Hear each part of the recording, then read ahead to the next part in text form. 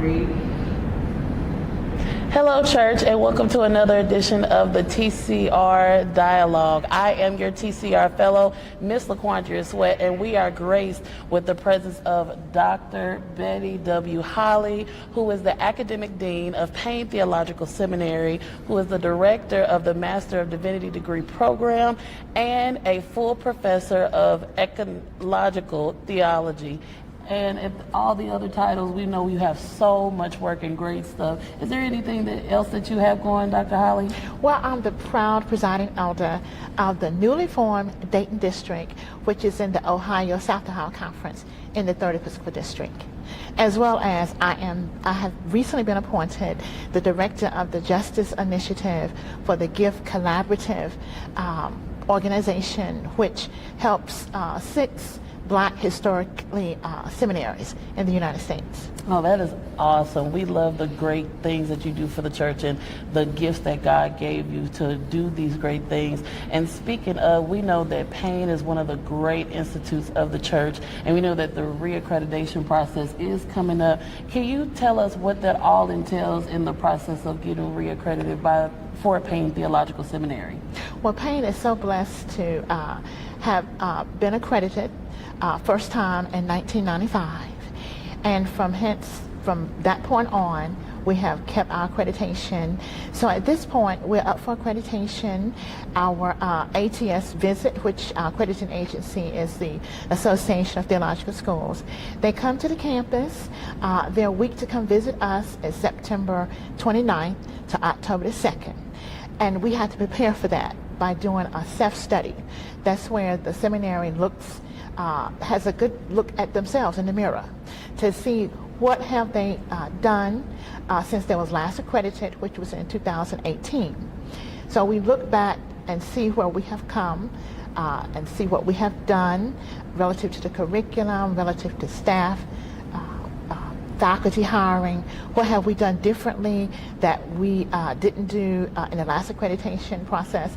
So we have to show our accreditors what needs to be done, because every institution is not perfect. We all need work.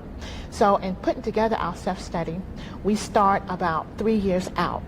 So since this is 2025, we started back in 2022 preparing faculty, getting committees to work on different standards. We have to make sure that Payne is adhering to all of the 10 standards that the accreditation team is looking for. And I like to say that I'm just happy that the 2020 standards that we are being judged by, I helped put them together. Awesome. There were 18 of us on the task force, and I was selected as the only Black African-American woman to participate. Now, when they did the standards before 2020, there was nobody on the team that looked like me. So a lot of the standards that we had been working with were kind of rough for us because they didn't speak to Payne contextually. So with the new standards that we put into place in 2020, allow seminaries to look at what they're doing from a principal perspective rather than from another perspective, which was being used to accredit seminaries. It was sort of like we were being looked at and valued on how other institutions look, like Yale or Harvard, whereas we are different. Every seminary is different and speak to a different clientele. So with these new standards that we have, we are able to tell our story. And that's what the accreditation team looks for. So we have to prepare a document that usually is 100+ pages. Usually they don't want us to go over 125. And then we share our appendices, which shares things that we have archived, like students' work, like their thesis, their dissertations, their particular writings on different topics relative to the courses they take. So we have to show all of that. We have to show our faculty credentials. We have to make sure that all of our faculty keep up their credentials through professional development. We have to look at and show if our faculty is writing, because that's one of the things that we have to do as seminary faculty. We have to write. And those are the kind of things that they will look for. So the visitation team will come, usually it's a minimum of 4 persons. They come to our campus and they stay 4 days. And they look at everything that we're doing. So we are excited. We have already put our draft together. We will be sending our draft in on June 30th to our liaison. That's the person that will come out and chair, be involved in the whole team. He'll have a chair under him, but he will have the directives from the accrediting agency to direct the team as to what to look for. So we're excited and look forward to being accredited for the next 10 years, because usually they do accreditation in 10-year spans. So we feel that we have things up and going, and we're ready to show ATS what we have done since they once were with us. Absolutely. Sounds like a very specific process, and the 2 things that reigned in my head that you said was representation and self-reflection. And in talking about self-reflection, we understand that there is a new project structure for your DMIN program. Can you elaborate more on the benefits of that? Yes, I'll be glad to. Being accredited, you have to always be looking at what you're doing for the students, because they're the ones that we're trying to make sure that we're theologically ground them to be able to go out and use their gifts, skills, and talents in their various ministries.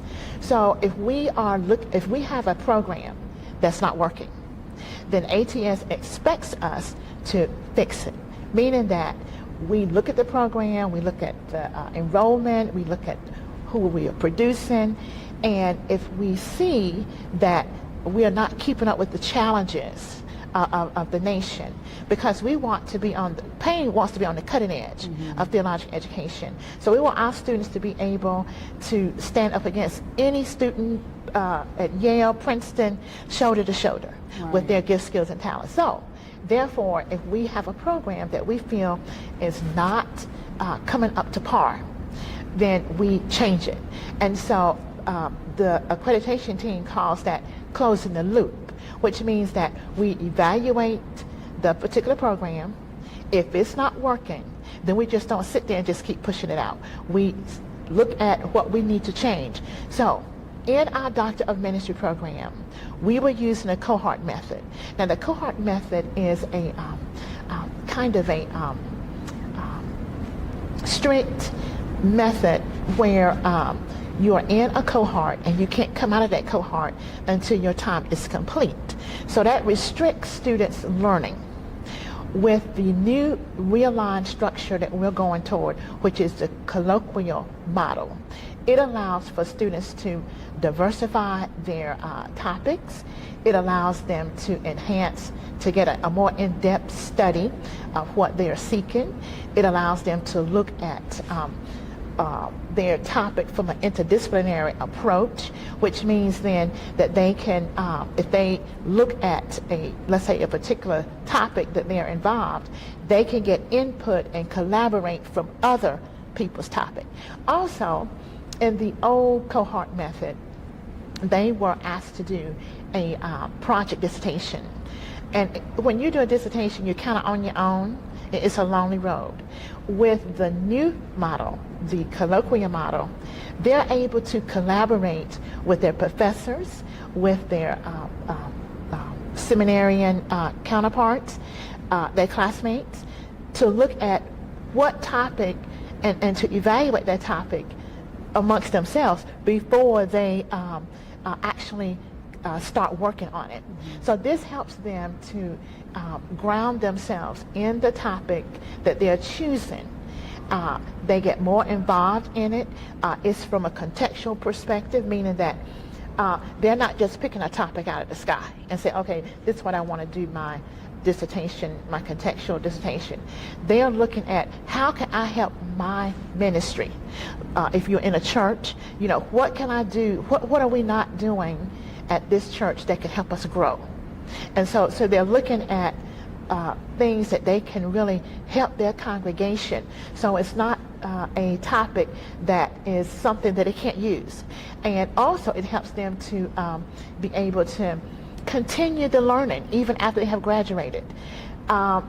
the cohort kind of locks you into 6 semesters, 3 years, whereas the colloquial model allows you to expand. If you want to take much more time, maybe 3 to 5 years to complete your topic because you feel you need to do more research, then you're given that opportunity. Presently, we have students, of course, in the cohort model. So what we're going to do, because we're going to implement the new model in our intensive August 18th, this coming August 18th. That means that we're going to give students that's already in the cohort that that's maybe 3 or 4 semesters in, they can change over because this program is flexible. Awesome. So that they can change over and be a participant in the colloquial model. Now those students who are kind of at the end, we'll work with them, to complete their doctor ministry program in the cohort model. Those new students that's coming in, our new enrollees, they would definitely be in the colloquial model. So we're looking forward to implementing this. This will help Payne to be more competitive. This will reduce the credit hours because the credit hours we had with the doctor of ministry was more than the credit hours we will be working with the colloquial model. So that's definitely a plus. So we are hoping that that this will show our accrediting agency that we really care about our students and we really care about the curriculum that we present to them, because we want them to be very productive when they leave Payne, because that's all we want to do. Whatever calling they have, whether it's the pastorate, the chaplaincy, or community organization, we want them to have the tools in their hands to go forward to help their community. Absolutely, and community is what we all need, especially when we're studying to do the work of the kingdom. True. Now, and speaking of community, we all know the pandemic changed the entire world. For Payne Theological Seminary specifically, what are some challenges that you all have faced in the post-pandemic academia?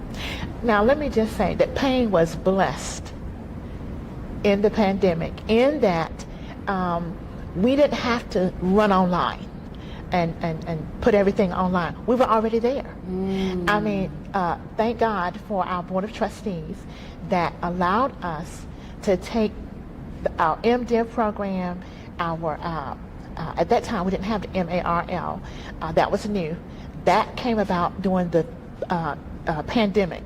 But the MDiv program and the Doctor of Ministry program, of course with the Doctor of Ministry program we have 2 intensives per year and then everything else is online. But what I'm trying to say is we had already made that step to be online. In fact, Payne Theological Seminary, the oldest black seminary in the United States, was the first black seminary to go online. We received approval from the Associated Theological Schools long before the pandemic. So when the pandemic came, now we were doing intensives where we would invite students to come to campus because we wanted students to meet each other that they had talked to online. And also we wanted them to meet each other before they graduated. And we wanted them to know where Payne campus was because we have students all over. So with the pandemic coming, we just moved our intensives online. So we were ready to move forward. With I don't think it was a challenge. We looked at where could we go and from reimagining theological education, because that's what we were thinking about during the pandemic. So we decided to implement a new degree. So with the Board of Trustees, again, giving us permission to look at a Master of Arts, professional Master of Arts, because that is where a lot of the other schools, of the 280 schools in the Association of Theological Schools, were going.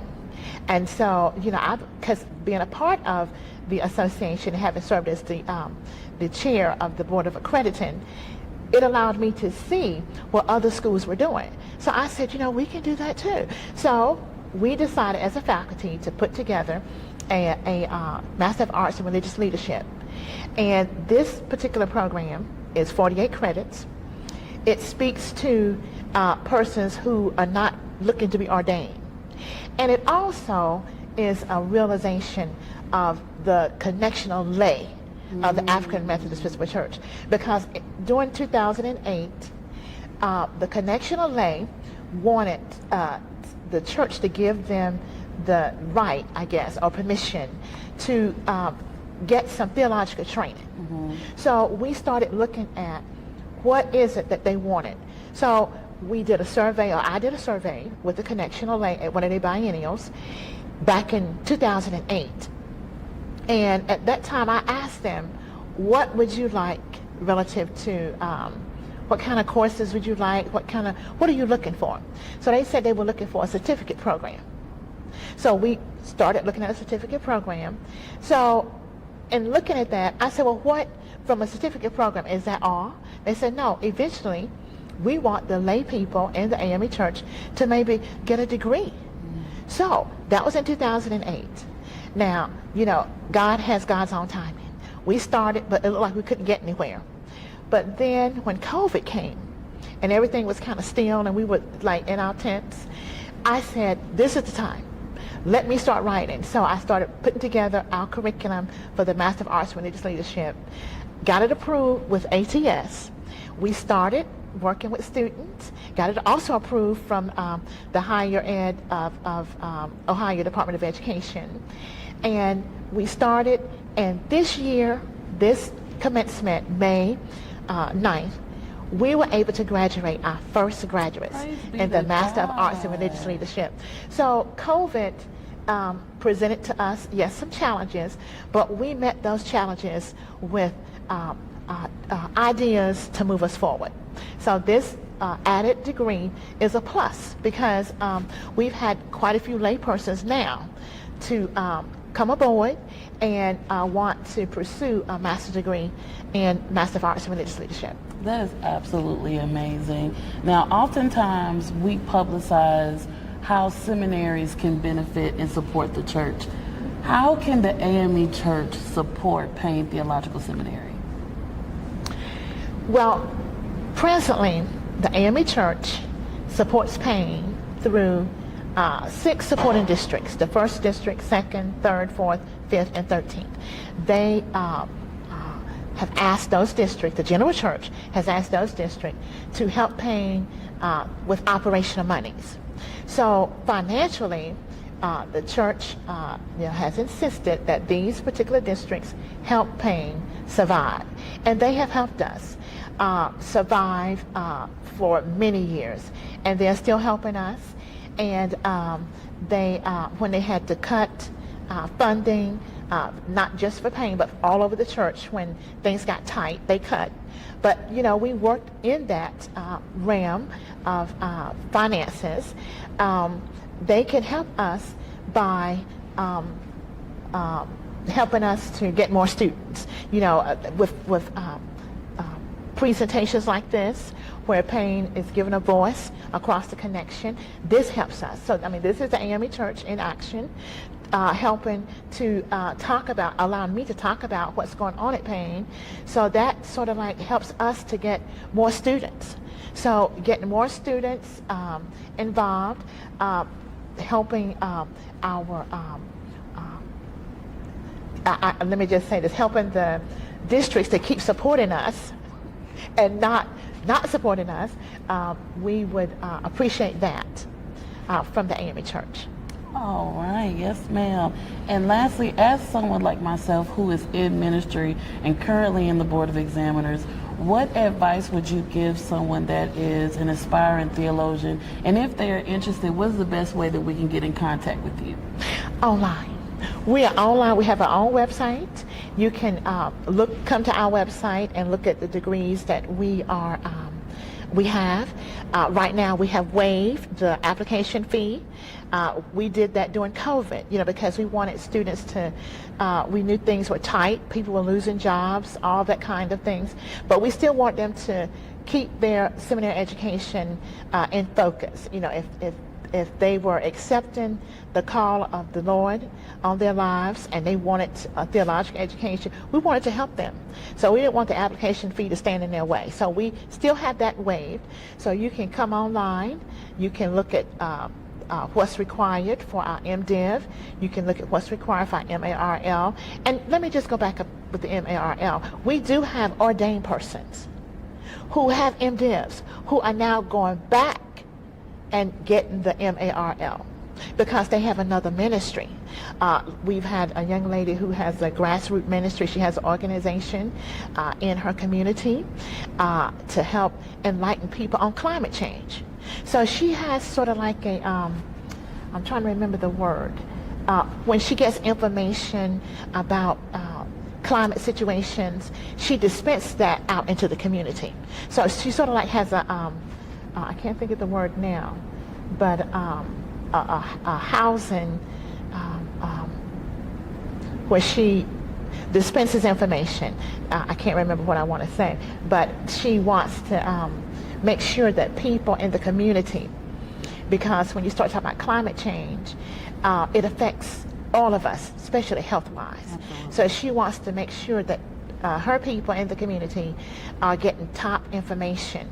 So she got a grant, and she has a grassroots organization. So she wants to know more about climate change. And at Payne, because I am the professor of ecological theology, I teach that. So she wants to come and get enlightened so she can go back to her community and be able to talk to them about the kinds of things that affect them health-wise and how they can be good stewards of the earth. Absolutely. Well, Dr. Holley, I have enjoyed myself. Thank you so much for sharing all of your knowledge and wisdom, and thank you for being dedicated to the call of birthing great ministers. Thank you so much. Until next time, church, this has been the TCR Dialogue.